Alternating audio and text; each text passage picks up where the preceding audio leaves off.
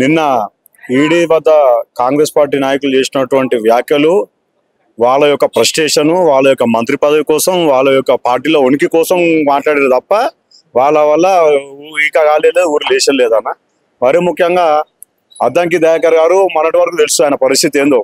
కాంగ్రెస్ పార్టీలో భువనగిరి అసెంబ్లీ ఎన్నికలప్పుడు ఎవరినో ఉంటే ఉండు, దెంగేస్తే దెంగే అని చెప్పిన అద్దంకి దయాకర్, మరి ఆ తర్వాత ఎమ్మెల్సీ నాకే, రాజ్యసభ నాకే అని చెప్పిన అద్దంకి దయాకర్, మరి ఇలా ఏ రెడ్డి కాలువే మొక్కిండో, ఏ దొర కాలువే మొక్కి పదవి తెచ్చుకుండో తెలంగాణ ప్రజలకు అందరూ తెలుసు. ఉద్యమ కాలంలోనేమో జై తెలంగాణ, నా తెలంగాణ అన్నాడు. ఇలా దేశవ్యాప్తంగా నరేంద్ర మోడీ గారికి వచ్చిన చరిష్మను చూసి, నరేంద్ర మోడీ గారు అటువంటి నాయకుడు, బలమైన నాయకుడు చూసి కాంగ్రెస్ ప్రభుత్వం పడిపోతుందని తెలిసి, ఎక్కడిదక్కడ కాంగ్రెస్ ప్రభుత్వం విలువలేదని తెలిసి, ఈ రోజు వీళ్ళు వేసే అవాకులు చవాకులకి ప్రజలు ఎవరు కూడా వాళ్ళ మాటలు వినే పరిస్థితుల్లో లేరు. ఆల్రెడీ వారు ఇచ్చిన 6 గ్యారెంటీలు అటకెక్కినాయి. అంజన్ కుమార్ యాదవ్ ని ఆల్రెడీ ప్రజలు తిరస్కరించేసారు. ఆ తిరస్కరించిన వాళ్ళు, తిరస్కరణ గురైన వాళ్ళు, ప్రజల తిరస్కరణ గురైన వాళ్ళు వచ్చి మా వాళ్ళ ఉనికి కాపాడు కోసం మా కిషన్ రెడ్డి గారిని లేకపోతే మా నరేంద్ర మోడీ గారిని తిడుతుంది తప్ప వారు చేసే పని ఏముందో వారు చెప్పమని. అంజన్ కుమార్ యాదవ్ గారు సికింద్రాబాద్ పార్లమెంట్ సభ్యులుగా ఉన్నప్పుడు మన తెలంగాణ సికింద్రాబాద్ పార్లమెంట్ ఏం పనులు చేసిండు ఆయన చెప్పమను. ఇవాళ కేంద్ర మంత్రి కిషన్ రెడ్డి గారు వచ్చినప్పుడు హైదరాబాద్ సికింద్రాబాద్ రైల్వే స్టేషన్ ఏంది, బేగంపేట రైల్వే స్టేషన్ ఏంది, ఎన్ని అభివృద్ధి కార్యక్రమాలు అవుతున్నాయో మేము చూపిస్తాం. ఆయన కిషన్ రెడ్డి గారు అవసరం లేదన్న, ఆయన ఏదో పెద్ద పెద్ద మాటలు మాట్లాడాడు కదా, కుస్తీ పైల్వాన్ కదా, ఊకే రమ్మను. మా యువమోర్చా నాయకుడు ఒక్కడొస్తాడు, కిషన్ రెడ్డి గారు ఏమేమి కార్యక్రమాలు చేసాడు మేము డిస్టర్బ్ ఇస్తాం. ఆయన కేంద్రంలో అప్పుడు కాంగ్రెస్ ప్రభుత్వంలో అధికారంలో ఉన్నప్పుడు ఎంపీగా చేసి ఆయన ఏం పోడ్చిండో ఆయన లిస్ట్ చెప్పమని చెప్తాం.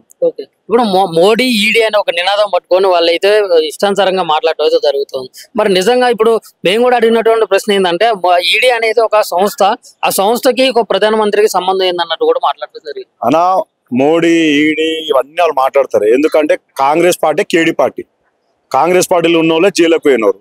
కాంగ్రెస్ ప్రభుత్వం ఈ ఈడీ అనేది ఇప్పుడు ఉట్కరాలే. ఈడీ, సిబిఐ, సిఐడీలు ఇవన్నీ మోడీ రాగానే 10 ఏళ్ళకే ఈడీ ఆఫీస్ ఏమి ఇప్పుడే మేము దర్వాజాలు తెరవలేదు, లేకపోతే సిబిఐ ఆఫీసు, సిఐడి ఆఫీసు మేమేమి ఇప్పుడు తీయలేదు. ఈడీ అనేది కాంగ్రెస్ ప్రభుత్వం ఉన్నప్పుడు వాళ్ళు తీసిందే. వాళ్ళు దొంగతనం చేసి వాళ్ళు మొత్తం అందరికి తెలిసే, సమాజం మొత్తం తెలిసే విధంగా వాళ్ళు పైసలు తిని వాళ్ళు ఇవాళకి మోడీ, ఈడీ ఇవన్నీ మాటలు వేస్ట్ అన్న. కాంగ్రెస్ ఈజ్ అ కేడీ, రాహుల్ గాంధీ దొంగ. వక్ఫ్ అమెండ్మెంట్ యాక్ట్ గురించి ఇవాళ ధర్నాలు చేస్తున్నారు. అదే వక్ఫ్ అమెండ్మెంట్ పార్లమెంట్ లో సభ జరిగినప్పుడు వాళ్ళు ఏడమనుకుంటారు రాహుల్ గాంధీ. మళ్ళీ ఆయన రాదు 12 గంటలకు వచ్చి ఓటు వేసిపోయింది తప్ప మరి దాని ఎందుకు చర్చకు రాలే. మణిపూర్ అల్లర్ల గురించి పెద్ద పెద్ద ఉపన్యాసాలు ఇస్తారు కదా, మరి మణిపూర్ అల్లర్ల గురించి పార్లమెంట్ లో చర్చ జరిగినప్పుడు మరి రాహుల్ గాంధీ ఏడవండి. మరి ఇలా తెలంగాణలో ఇంత ఘోరాలు జరుగుతున్నప్పుడు రాహుల్ గాంధీ ఏడవండినా? ఆ కాన్స్టిట్యూషన్ బుక్ పట్టుకొని రాహుల్ గాంధీ తిరిగేది కాదన్న. తెలంగాణలో కాన్స్టిట్యూషన్ నడుస్తుందా లేదా రాహుల్ గాంధీ తెలుసుకోవాలి. వీళ్ళు ఏదో నిన్న ధర్నా చేసి వాళ్ళు ఏదో పొడుచు అనేది ప్రజలైతే దొంగలు అంటున్నారు, వాళ్ళేమో కడిగిన ముత్యాలు అంటున్నారు. మరి ఏది నిజం అంటారు? మరి ఇప్పుడు ఒకవేళ అది దొంగలు అన్నట్టు మీరు అన్నట్టుగా రుజువు అయితే మరి సోనియా గాంధీ అండ్ రాహుల్ గాంధీ గారు మరి జైలుకి అయ్యే అవకాశం ఎంతవరకు ఉందని? ఇవన్నా జైలుకు మేము పంపించడం కాదు, భారతీయ జనతా పార్టీ జైలుకు పంపించే సంస్థ కాదు. ఏదైతే మీరు చేసినటువంటి అవినీతి ఉన్నాయో అవినీతి ప్రకారం ప్రభుత్వ సంస్థలు ఈడీ గానీ, సిబిఐ గానీ వాళ్ళందరూ వాళ్ళ పని వాళ్ళు చేసుకుంటూ పోతారు. ఇప్పుడు నీ మీద దొంగతనం కేసు వేసినాం, నువ్వు దొంగతనం చేయండి, నీకు ఎందుకంత ఉలుకు? కాంగ్రెస్ వాళ్ళకి ఎందుకంత ఉలుకు? మీరు నీతివంతులు కడిగిన ఆనిముత్యాలు అన్నప్పుడు మరి ఈడీ కేసులకు ఎందుకు మీరు విచారణకు ఓనికి ఎందుకు భయపడుతున్నారు? మీరు నీతివంతులు, నిజాయితీవంతులు, కడిగిన ముత్యాలు అయితే, ఆనిముత్యాలు అయితే ఎదుర్కోరి. ఎందుకు భయం అవుతుంది మీకు? అంతగానో భయం ఎందుకు? 2G scam, coal scam, 3G scam, దానా స్కామ్ అంటే ఎవరైనా మీ ఆయనలోనే కదా ఇన్ని స్కాములు పెట్టుకున్న కాంగ్రెస్ పార్టీ కాదు, స్కామ్రెస్ పార్టీ. ఈ రోజు వాళ్ళు ముత్యాలు గిత్యాలంటే నమ్మే పొజిషన్ ప్రజలు ఎవరు లేరు. వాళ్ళ స్కామ్లు అన్ని బయట పడతాయి.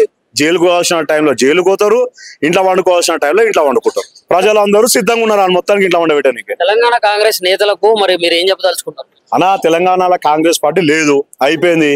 గారెడి మాటలు చెప్పి పిట్టల ద్వారా అని చూసాం. కేసీఆర్ కాదు పిట్టల ద్వారా, మన రేవంత్ రెడ్డి పిట్టల ద్వారా. రేవంత్ రెడ్డి అధికారంలో రాకముందు ఏం చెప్పిండు? ఎవరు కల్పిస్తే వాళ్ళకి మహిళలకు 2500 పింఛన్. అమ్మా నీకు వస్తుంది ఆ పింఛన్, మీ అత్తకు వస్తుంది, కోడలకు వస్తుంది అని చెప్పిండు. ఇవాళ పింఛన్ 500 కూడా ఎవరికి వస్తలేదు. పెట్రోల్ ధరలు పెంచిరు. కేసీఆర్ మోడీ గారు 34 రూపాయలు 30 రూపాయలు పెంచిండు అన్నాడు.